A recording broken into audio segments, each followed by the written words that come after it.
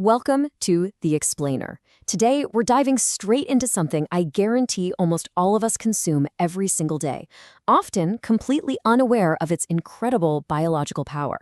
I'm talking about tea. We're going to explore the real science here, the dense phytochemistry, the biohacks you can use to get the absolute most out of every single cup, and crucially, some very real medical dangers that might be hiding right inside your mug. Now, before we get into these specific teas, we really need to introduce the actual biochemical heroes of this whole explainer, polyphenols, specifically a class of them called catechins, like EGCG. You can think of these as microscopic shields for your body. See, every single day, basic environmental stress and even just normal digestion produce these highly unstable molecules called free radicals. They bounce around and damage your cells, which is directly linked to aging and chronic inflammation. Well, polyphenols actively hunt down and neutralize those free radicals, essentially protecting your cells from oxidative stress. It's pretty amazing. So here's our roadmap for today. We're going to start with the baseline chemistry of tea, explore the true tea spectrum, and look at some herbal healing options. Then we'll unpack the biohacker's guide to maximizing absorption before finishing up with those critical hidden dangers I mentioned. All right, let's jump right into section 1, the chemistry of tea, where we're unlocking the secrets of the Camellia sinensis plants. Okay, let's dive into this by looking at two of the most popular forms out there, matcha and regular green tea. People kind of assume they're the exact same thing, but the physical differences are actually massive.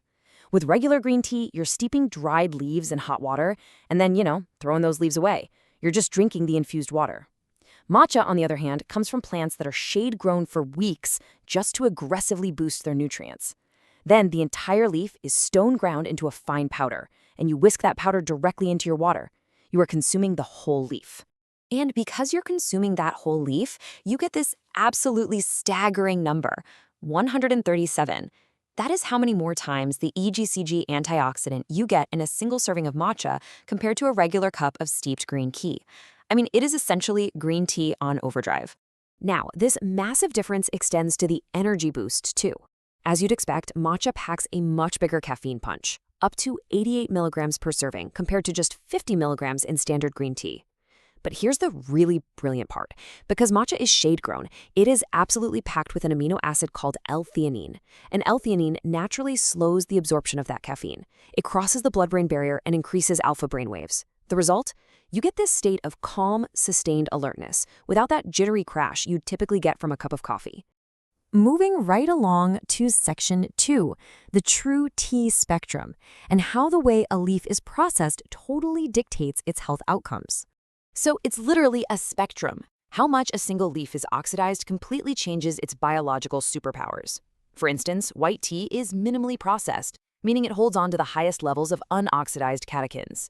Studies actually show white tea is incredibly effective at inhibiting MMP enzymes, specifically collagenase and elastase. It literally stops the enzymes that break down the collagen and elastin in your skin. It's fighting wrinkles at the molecular level.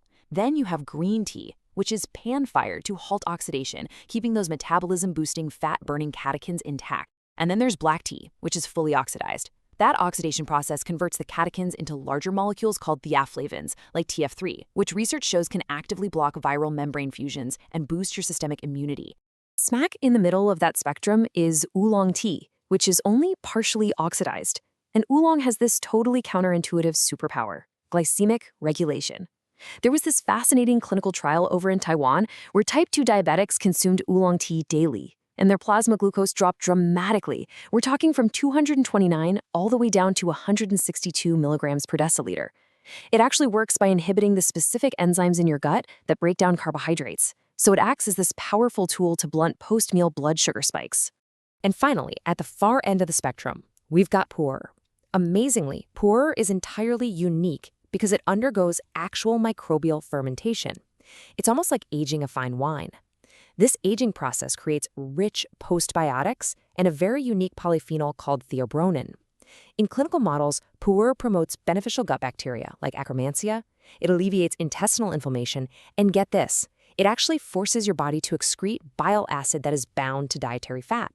That makes it an absolute powerhouse for lipid management and maintaining healthy cholesterol. All right, section 3, herbal healing, looking closely at ethnobotanical tisanes. So if you're looking for highly targeted healing, but without the caffeine kick, these ethnobotanical tisanes are your best tool. Take rooibos, for example. It is packed with a unique bioactive called aspalathin.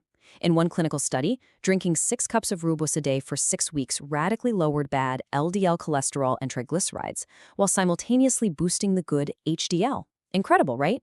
Then there's hibiscus, which is loaded with anthocyanins. Major meta-analyses have shown it significantly reduces blood pressure in adults dealing with moderate hypertension.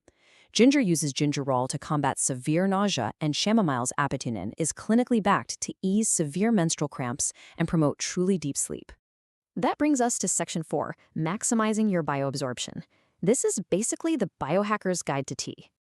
First things first, let's talk about the brew itself. The science of extraction is actually very specific here. You absolutely need high temperatures to break down the surface tension and extract those bioactive polyphenols from the leaf and get them into the water. Research clearly shows that using water at a full 100 degrees Celsius, so a rolling boil, and steeping your tea for exactly 3 minutes yields the absolute maximum mass transfer of flavonols. Now, once you actually drink it, here is the ultimate optimization hack. After you consume your tea, the EGCG catechins enter your blood plasma. But the crucial point here, the real biohack, is that antioxidant and glutathione levels hit their absolute peak in your bloodstream at exactly the 2-hour mark.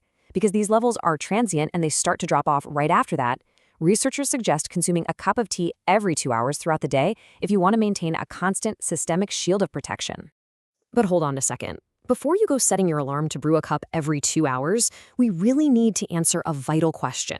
It's a habit millions of us have. Does adding milk block the antioxidants in your tea? Unfortunately, the chemistry says, yeah, it kinda does. Milk contains a protein called casein. And casein aggressively binds with those beautiful polyphenols in your tea, forming these large chemical complexes that your gut simply cannot easily absorb. Studies actually show that adding a splash of milk can reduce your tea's antioxidant capacity by anywhere from 11% to 45%. You are literally neutralizing up to half the health benefits of your expensive beverage. If you really need some sweetness, the science points to non-protein sweeteners like stevia, which do not disrupt that antioxidant uptake at all. Which leads us into Section 5, hidden dangers and drug interactions. Okay, we're shifting gears here from wellness hacks to some very serious authoritative warnings about tea's pharmacological potency. If you take cardiovascular medications, you absolutely must pay attention to this.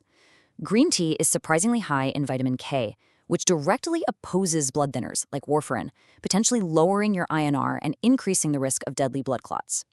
If you take the beta blocker Nadodol, green tea can physically block its absorption in the gut, leading to dangerous spikes in your heart rate and blood pressure. It reduces the absorption of the ACE inhibitor lisinopril by a massive 66%. And it can even reduce the effectiveness of statins like atorvastatin by altering exactly how that drug is distributed throughout your body. And these interactions absolutely extend to mental health medications, and even common antibiotics, too. If you take lithium for bipolar disorder, the compounds in tea can abruptly reduce the lithium levels in your blood, risking a manic trigger. If you're on MAOI antidepressants, combining them with tea can cause a dangerous hypertensive crisis. And if you're taking quinolone antibiotics like Cipro, for example, these antibiotics actually stop your body from breaking down the caffeine in the tea. The result? Severe jitters, a rapid heart rate, and intense insomnia. Now, even if you are perfectly healthy, no prescriptions at all, tea still has one more trick up its sleeve: mineral blocking. The tannins in true teas aggressively bind to non-heme iron in your gut, and the caffeine actively reduces your body's ability to absorb folic acid. Basically, if you drink tea with your meals or your morning vitamins, you're just flushing those essential nutrients away. So the golden rule here? Always consume your tea 1 hour before or 2 hours after your supplements and your iron-rich meals. So this brings us to one final, really crucial thought. Tea is not just a comforting beverage. It is a complex, potent botanical medicine that fundamentally alters your biology. When you truly understand the processing, the brew kinetics, and these intense chemical interactions, you can actually harness the power of this plant. But it really makes you wonder, doesn't it? Knowing what we know now about optimal extraction and chemical blocking, what exactly is swimming inside your morning cup right now? And is it secretly helping or hurting your body?